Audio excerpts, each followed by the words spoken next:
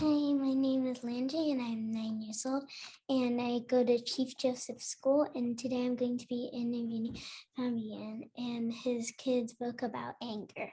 All right, Landry, I'm excited to be here with you, and I'm excited to answer any kind of questions you might have about a kid's book about anger. And yeah, I've been looking forward to this time to being able to talk with you. So yeah. Yeah, me too. Okay, my first question I have for you is, why is talking about anger important? Oh, it's so important. You know, talking about any emotion that you might have is very important. But a lot of times when you think about it, most people like to talk about when they're happy, right? Or like when they're excited. And so you can kind of picture it too, like running into the room and being like, hey mom, let me tell you about what happened today at school. When I come in and talk like that, um, I'm excited, right? There's excitement going on. But a lot of times, or very few times, kids walk in and go, hey mom, I'm angry, you know. It even sounds silly when I even say it like that, because people don't usually get excited about being angry. And so talking about anger is important because it's one of those subject matters that not a lot of people like to talk about. However, it's an emotion that every one of us will eventually have. That's why it's important, because it's one of those conversations that you want to have now rather than later when you actually get angry about something. So it's always good to have a plan before something actually gets out of hand. And so anger can definitely get out of hand.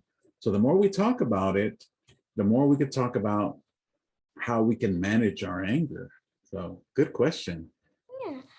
Another question I have for you is, what's your favorite tip for processing anger? Oh, that's good. You know, I love to process, and my wife and I, we call it debrief, you know. For example, after I finish talking with you, Landry, I'll probably debrief with my wife or process this interview. Um, but one of my favorite tips on processing anger is to help talk to someone that you can trust. And whenever you talk about this, like with a counselor, for example, they'll use words like venting, um, just like an air vent. You know, when it's real hot in your house, you're gonna tell your dad, Dad, it's hot in here. It's so warm. Turn on the AC. Turn on the air conditioner. Now, the air conditioner will eventually cool off the house if the vents open. And you know, I'm changing out some vents in my house. I have an old house. My house was built in like the 40s, so I have an old house. But I have a vent here with me, and I want to show you. This is a metal vent. But just like this air vent is closed, right? Well, a lot of times, if we don't share our emotions, it's kind of like having a closed air vent. None of the cold air is going to go through. It's going to build up and build up. And as soon as I open it like that, you see that? I open the air vent, all that air is going to come gushing out, and it's going to feel real good on my face. I'm like, it's going to cool me off, right? Well, in the same way, your emotions are just like that. They build up and they build up. And if it's anger that you're building up, eventually it's going to be released. And so it's very healthy to leave these open so that you can share. You can talk to people and you can share about your anger. The more you talk about it, the more your emotions are like going through that air vent. And it's a very healthy thing for students to do. What was Okay. difficult about writing your book? Like, was it easy or not? Oh, great question.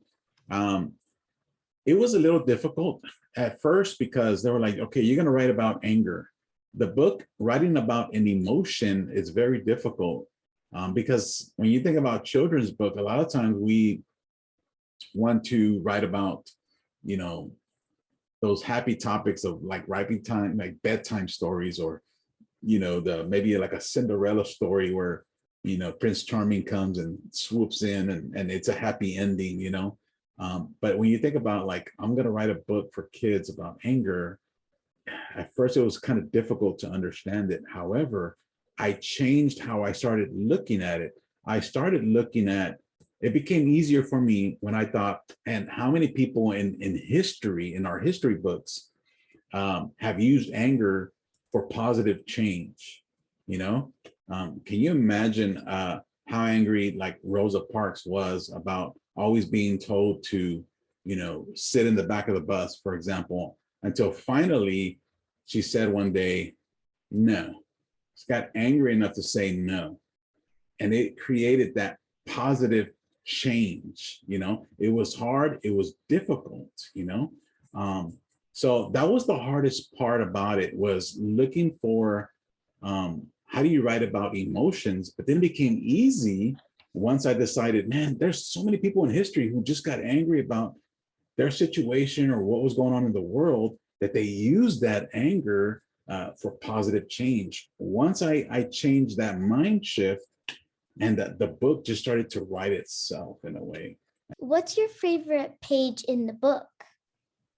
Oh, my favorite page, it's early on. I have the book here, I had it set up behind me. One of my favorite pages is where I sing in the book. You know, I'm a speaker, and I always like starting to speak to audiences, you know, something that can catch their attention right away. And I wanted to capture the reader's attention in that same way. And I thought, man, what's a good universal way to do that?